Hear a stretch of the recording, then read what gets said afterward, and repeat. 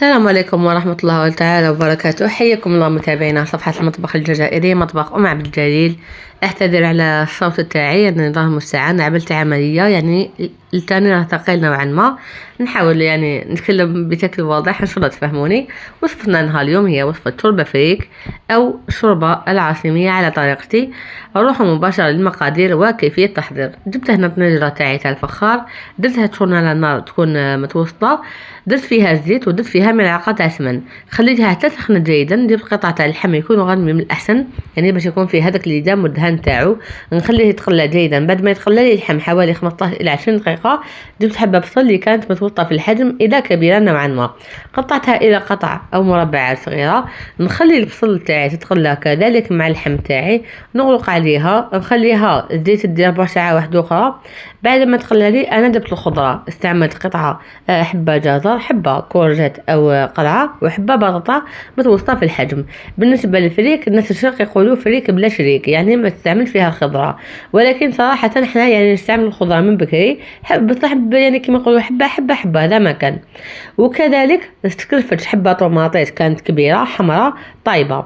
استعملت كذلك القزبر، يعني كمية معتبرة كما شفتوا، قزبر أو الحشيش.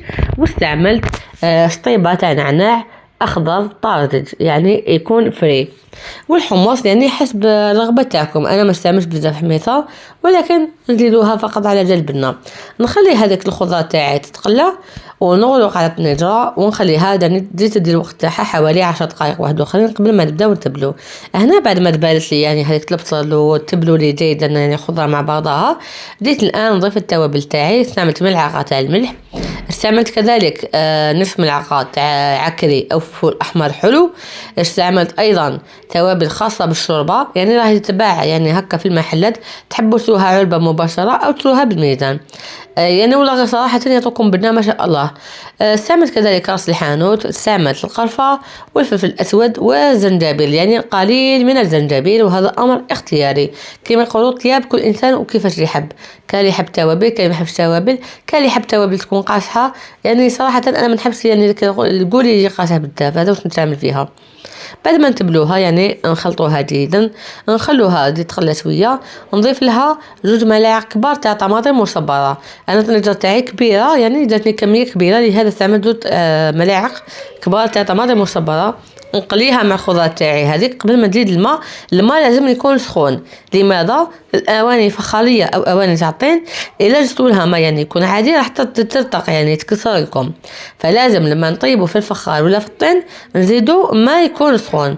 بعد ما مرقنا هنا الشوربه تاعنا يعني بالماء سخون، نخلطوها جيدا ونغرقوا عليها ونخلوها تاخذ طيابها. معذره ما نسيت باش نقول لكم، انا استعملت الفريك حوالي كاس شوب يعني تاع الحليب هذاك المتوسط، كاس فريك و2 ملاعق منبز. زدتهم مباشره في الاول يطيبوا، شو كيما مرقت زدتهم طابوا مباشره ونخليهم يطيبوا. ما ننساوش نحركوا ونذوقوا على الملح. بعد ما طابت لي الشوربه تاعي طفيت عليها، زدت لها راس حار وزدت لها القزبر تاعي وزدت لها نعناع يكون يابس، هذاك هو سر الشوربه باش تديكم في هذيك الريحه والبنه ما شاء الله. هذه هي شوربه فريك تاعي. بعد ما طفيت لها القوام تاعها ما شاء الله، ما تجي ثقيله ما تجي ميها. وما تنساوش بلي فريك يعني قد ما تقعد تزيد تشرب الماء تاعها. انا قدمتها في صحون التقديم تاعي. انا كنت الفقتها يعني درت يعني لاباط فايتي ودرت لي كورني حشيتهم بحشوه الجبن. والله العظيم يعني بنا ما شاء الله خير من تاع الاعلات. جربوها، ما تنساوش تدعوا لي، ادعوا لي بالشفاء، ما تنساوش متابعه القناه وتفعيل زر الاشتراك. دمتم في رعايه الله والسلام عليكم.